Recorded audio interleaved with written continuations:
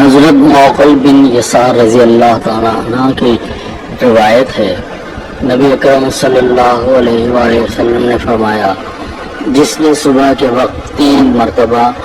یہ کہا، اعوذ باللہ من السمیع العلیم من الشیطان الرجیم، میں شیطان مردود سے اللہ کی پناہ مانگتا ہوں جو خوب سننے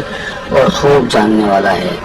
اس کے بعد آپ صلی اللہ علیہ وسلم نے سورہ حشر کی آخری 3 آیات تلاوت فرمائیں۔ اللہ الذی لا الہ الا هو عالم الغیب والشہادۃ هو الرحمن الرحیم،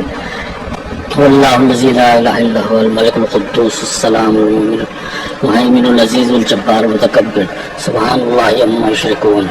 واللہ الخالق البارئ المصور له الاسماء الحسنى یسبح له ما فی السماوات والارض وهو العزیز الحکیم۔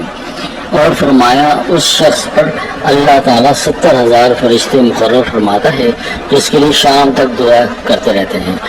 اور اگر اس روز اس کی موت واقع ہو جائے تو وہ شہید مرتا ہے۔ اسی طرح جس شخص نے شام کے وقت یہی کلمات کہے اس کے لیے یہی اجر و ثواب ہے۔